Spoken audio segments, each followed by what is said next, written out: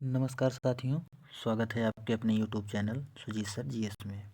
तो साथियों, आज हम सीटेट एग्ज़ाम 2022-23 में आज 23 जनवरी यानी कि आज के पेपर का प्रश्नों को सॉल्व करेंगे। तो चलिए, आज का पेपर का पहला प्रश्न ये रहा। कक्षा में परिचर्चा के दौरान एक शिक्षक प्रायः लड़कियों की तुलना में लड़कों पर अधिक ध्यान देता है, यह किसका उदाहरण है? तो इस प्रश्न का राइट आंसर हो जाएगा ऑप्शन ए, जेंडर समरूपता। यदि कोई अध्यापक जो है लड़कों पर अधिक ध्यान देता है तो ये जेंडर समरूपता की बात हो जाएगी। अगला प्रश्न, बच्चों के संज्ञानात्मक विकास के संदर्भ में निम्न में से कौन सी पियाजे की संरचना है? तो इस प्रश्न का राइट आंसर हो जाएगा ऑप्शन बी, स्कीमा। अगला प्रश्न, भाषा के अर्जन एवं विकास के लिए सर्वाधिक संवेदनशील अवधि कौन सी है? ऑप्शन ए, किशोरावस्था। ऑप्शन बी, जन्म पूर्व अवधि। ऑप्शन सी, प्रारंभिक बाल्यावस्था। या ऑप्शन डी, मध्य बाल्यावस्था।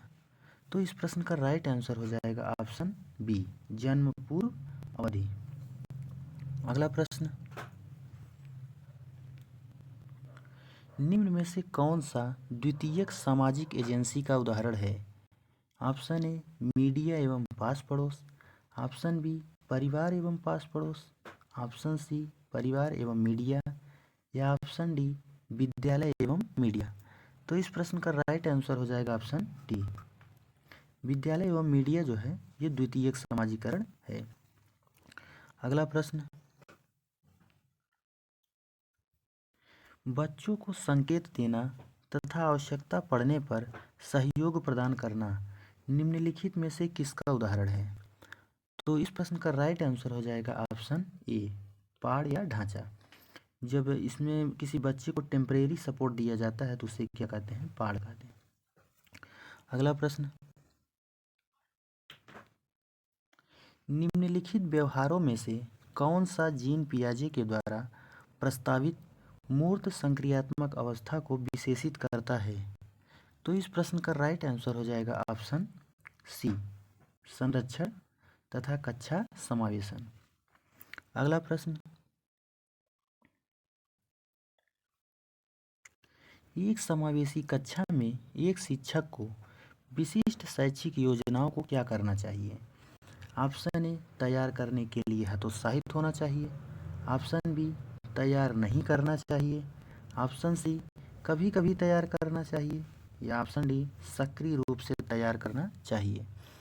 तो इस प्रश्न का राइट आंसर हो जाएगा, एक समावेशी शिक्षक के लिए जो है सक्रिय रूप से तैयार करना चाहिए। अगला प्रश्न,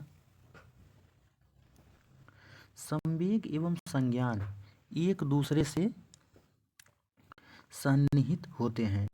तो इस प्रश्न का राइट आंसर हो जाएगा ऑप्शन डी। अगला प्रश्न, निम्न में से कौन सा पर्यावरण अध्ययन में सीखने का रचनात्मक आकलन का साधन नहीं है? ऑप्शन ए, वार्षिक उपलब्धि परीक्षण। Option B, portfolio. Option C, क्रम निर्धारण मापनी। या ऑप्शन डी, वर्णन अभिलेख। तो रचनात्मक आकलन का जो है साधन नहीं है। तो इस प्रश्न का राइट आंसर हो जाएगा ऑप्शन ए, वार्षिक उपलब्धि परीक्षण। अगला प्रश्न, नीचे दिए गए पक्षियों की कौन सी प्रजाति झटके से अपनी गर्दन आगे पीछे करती है? तो इस प्रश्न का राइट आंसर हो जाएगा ऑप्शन ए, मैना जो है अपनी गर्दन को झटके से आगे पीछे करता है तथा उल्लू जो है अपनी गर्दन को 360 डिग्री तक घुमा सकता है। अगला प्रश्न, रेगिस्तानी ओक नामक पेड़ कहाँ पाया जाता है? तो रेगिस्तानी ओक नामक पेड़ जो है ये ऑस्ट्रेलिया में पाया जाता है तथा रेगिस्तानी ओक पेड़ की एक विशेषता ये भी है कि इसकी जड़ें जमीन में इतनी गहराई तक जाती हैं जब तक जल की प्राप्ति न हो जाए तथा वहाँ के स्थानीय लोग जो है जल की अभाव में इस पेड़ के तने में जो है पाइप डालकर उस जल का प्रयोग करते हैं। अगला प्रश्न,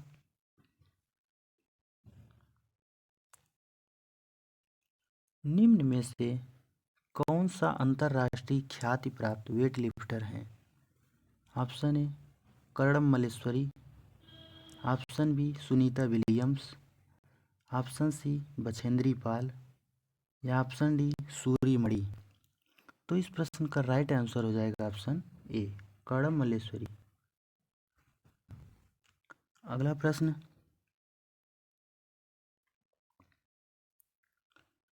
नीचे दिया गया कौन सा एक समूह जड़ है?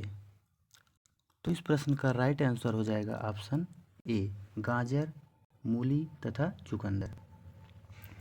अगला प्रश्न, भारत की आज़ादी से पहले महात्मा गांधी ने जिस दांडी यात्रा के दौरान समुद्र तट पर अपनी प्रसिद्ध यात्रा की थी वह भारत के किस राज्य में स्थित है? तो इस प्रश्न का राइट आंसर हो जाएगा ऑप्शन ए गुजरात। महात्मा गांधी ने दांडी यात्रा जो है गुजरात में शुरू की थी। अगला प्रश्न, किस रोग का उपचार सिनकोना पेड़ की छाल से किया जा सकता है?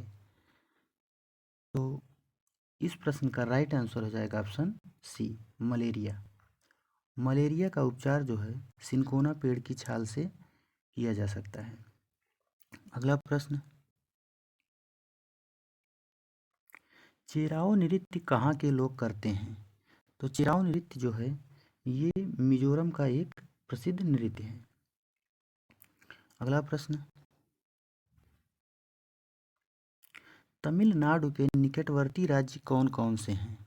तो तमिलनाडु के निकटवर्ती राज्य आंध्र प्रदेश, केरल तथा कर्नाटक हैं। अगला प्रश्न, बच्चों को पर्यावरण अध्ययन को सीखने के लिए खोजने के द्वारा पर्याप्त समय दिया जाता है, यह किसको इंगित करता है? तो इस प्रश्न का राइट आंसर हो जाएगा ऑप्शन डी पर्यावरण अध्ययन बाल केंद्रित है। अगला प्रश्न, निम्न में से कौन सा पर्यावरण अध्ययन पाठ्यक्रम के सुझावित प्रकरणों का उप प्रकरण है?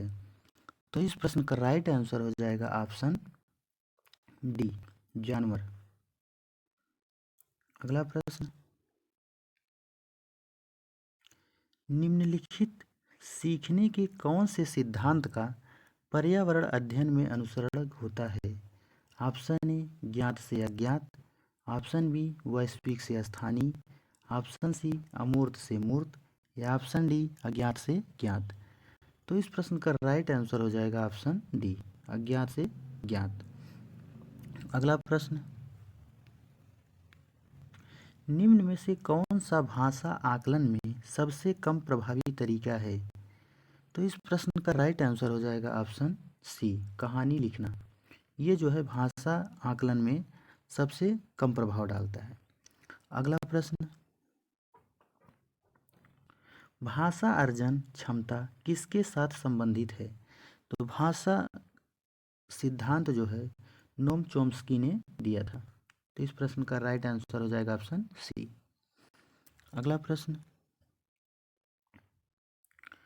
प्राथमिक स्तर पर भाषा सीखने में भाषा संबंधी कौन सा संसाधन सर्वाधिक महत्वपूर्ण है? Option A television, option B computer, option C बाल साहित्य या ऑप्शन डी समाचार पत्र। तो इस प्रश्न का राइट आंसर हो जाएगा ऑप्शन सी बाल साहित्य। अगला प्रश्न, तो साथियों आज के लिए बस इतना ही। अगर हमारा चैनल सब्सक्राइब ना किया हो तो चैनल को सब्सक्राइब करें तथा वीडियो को लाइक और शेयर करें। तो साथियों आज के लिए बस इतना ही, मिलते हैं नेक्स्ट क्लास में, तब तक के लिए धन्यवाद।